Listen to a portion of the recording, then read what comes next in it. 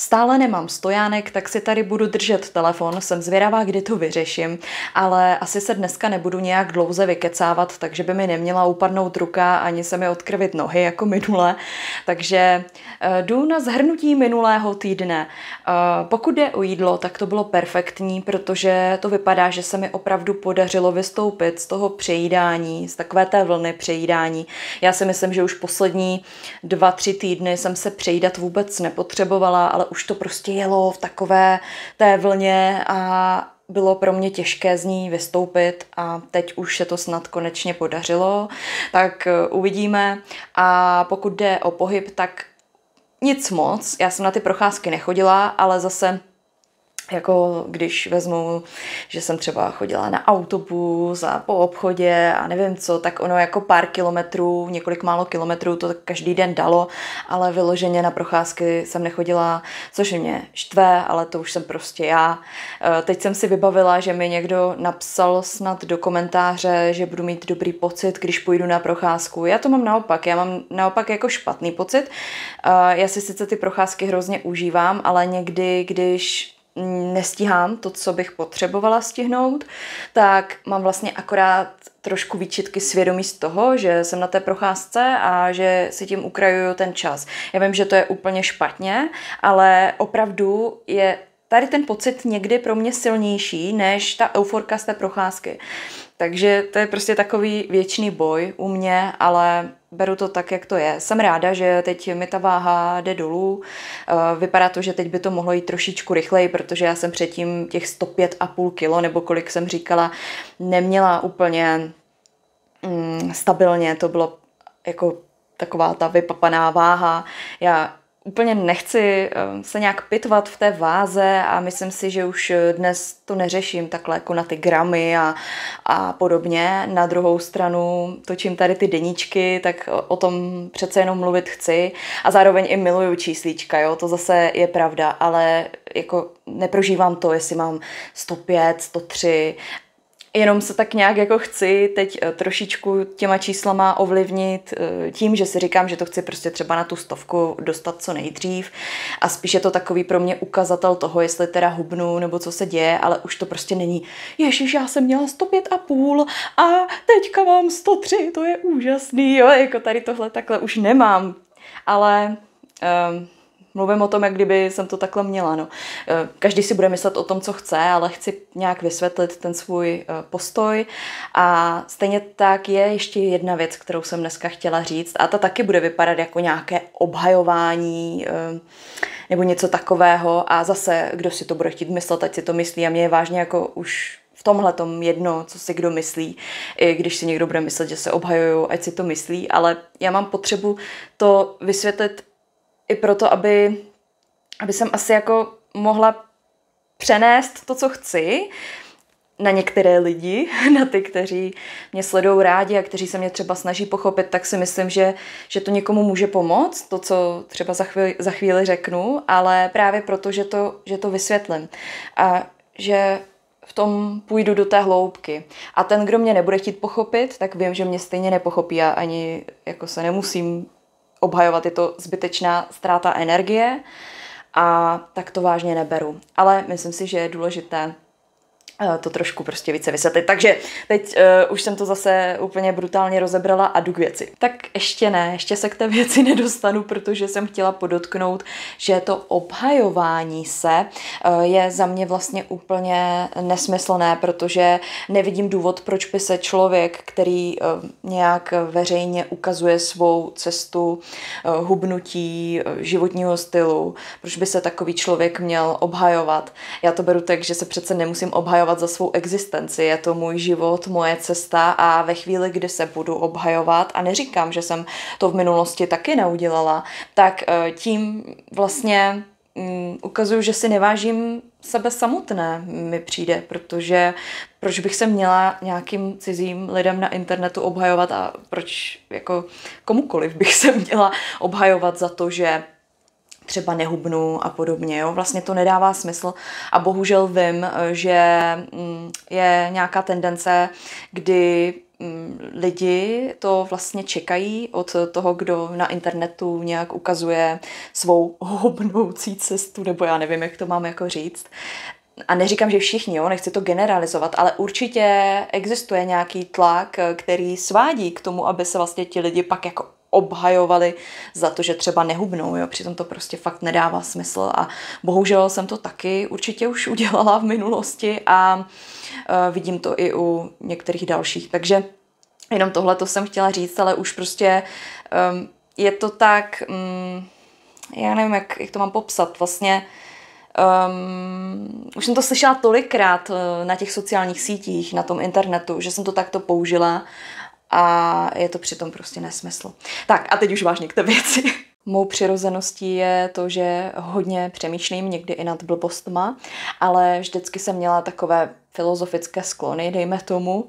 A právě teď si dáme takové mini filozofické okénko. Já jsem hodně přemýšlela nad tím, že vlastně když mám někdy špatný pocit z toho, že nedělám dost pro některé věci, tak se na to dá podívat i jiným úhlem pohledu a můžu to vlastně vztáhnout i na to hubnutí nebo na ten životní styl. Ale já o tom chci mluvit obecně, protože určitě je tady někdo, kdo má ty stejné pocity a může to mít v čemkoliv.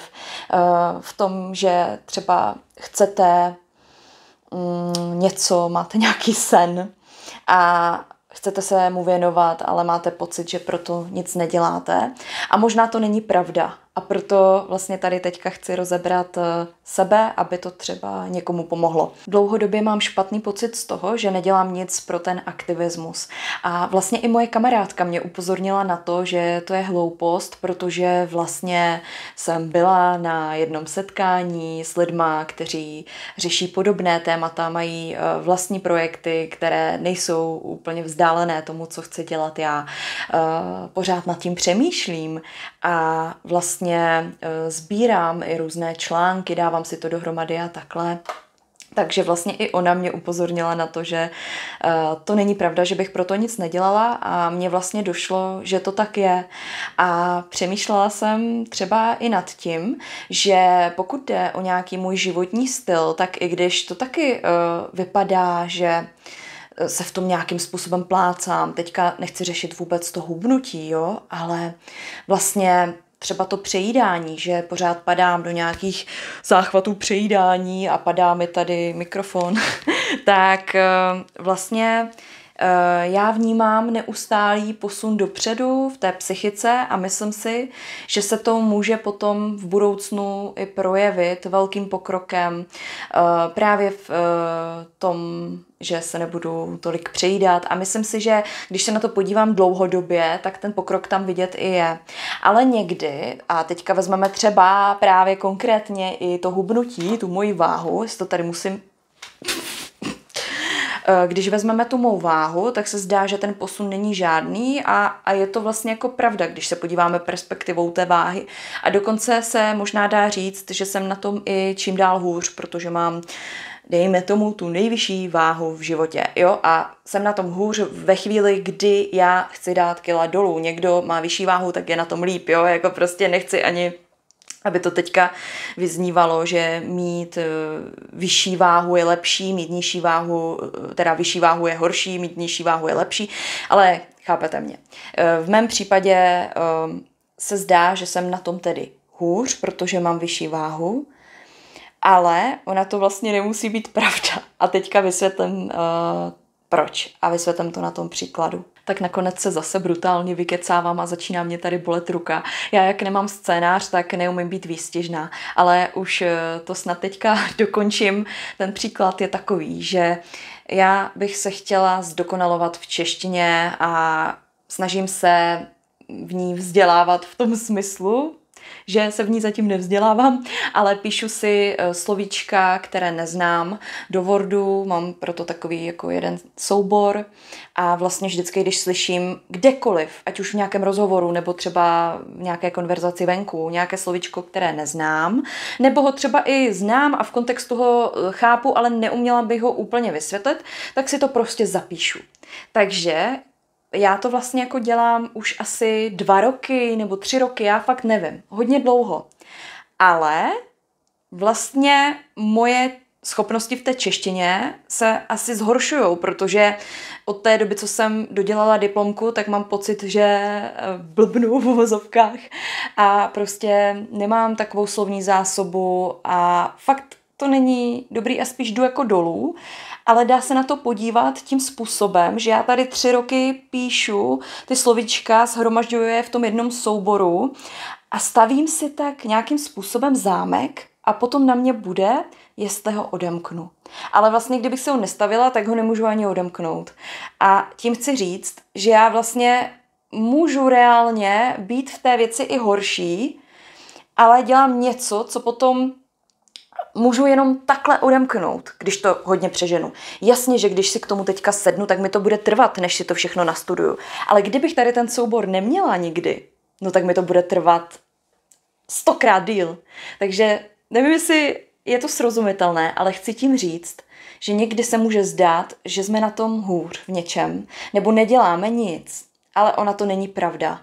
A my třeba pro tu věc něco děláme a ono se to hodně zúročí až někdy v budoucnu. A konkrétně tohle teda můžu vztáhnout i na to hubnutí, protože to, že teď nehubnu, tak to neznamená, že i v tomhle ohledu se neposouvám, protože cítím, že se posouvám psychicky a to se někdy může hodně odrazit i na tom hubnutí jako takovém a samozřejmě na tom, že nebudu mít tolik přejídání a podobně. Takže tohle jsem tady chtěla rozebrat, ne kvůli tomu hubnutí jako takovému, ne kvůli tomu, abych se tady nějak obhajovala nebo něco takového, ale třeba to někomu z vás může v tuto chvíli pomoct. Třeba tohle to potřebujete někdo slyšet a můžete se třeba díky tomu cítit líp a může vás to nakopnout. Kdo ví.